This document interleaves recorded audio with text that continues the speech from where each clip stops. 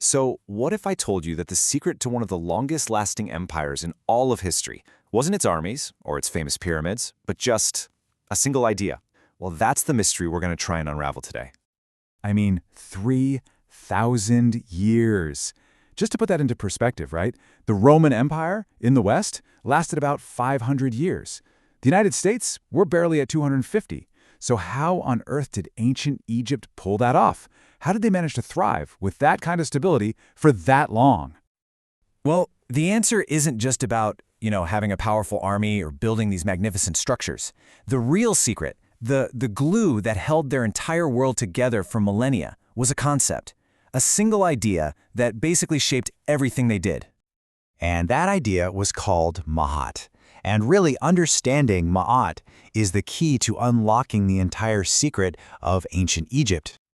Okay, so on the surface, the definition seems pretty straightforward. Maat is the concept of truth, balance, order, harmony, all that good stuff.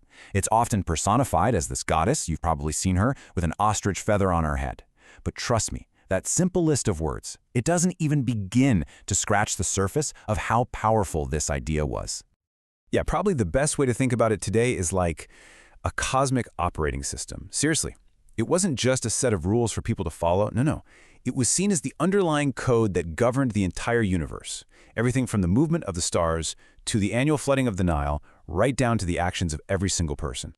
And see, that's what made Maat so incredibly powerful. It wasn't just about one thing. It was the principle that guided your personal relationships. It's what made the government legitimate. It explained why the stars moved the way they did, and it connected you to the gods. It was this single thread running through absolutely everything. Okay, but a big cosmic idea is one thing, right?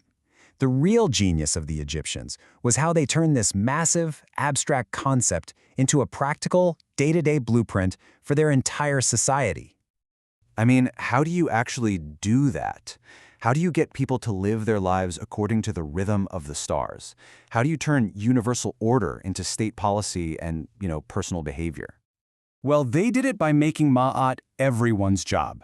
The pharaoh, his #1 responsibility was to uphold Maat. The legal system, it was designed to be a reflection of Maat on earth. And for you, the average person, being honest and fair wasn't just about being a good neighbor. Get this. It was seen as an act of cosmic maintenance.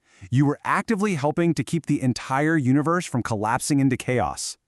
And this quote really shows you just how practical Maat was. It wasn't some lofty, abstract idea. Nope. When you look at their sacred texts, things like giving bread to the hungry or clothes to the naked, those weren't just acts of charity. They were acts of cosmic significance. You were literally helping to keep the universe in balance with every single good deed. But here's the thing. This daily practice of Maat, it wasn't just about making a better society here on Earth. Oh no, it was all building towards one critical, final moment. Think of it like a final exam. An exam where every single thing you ever did, every choice you ever made, would be weighed and measured. Your entire life was basically just you studying for the most important test of all, the judgment of the dead. So, picture this.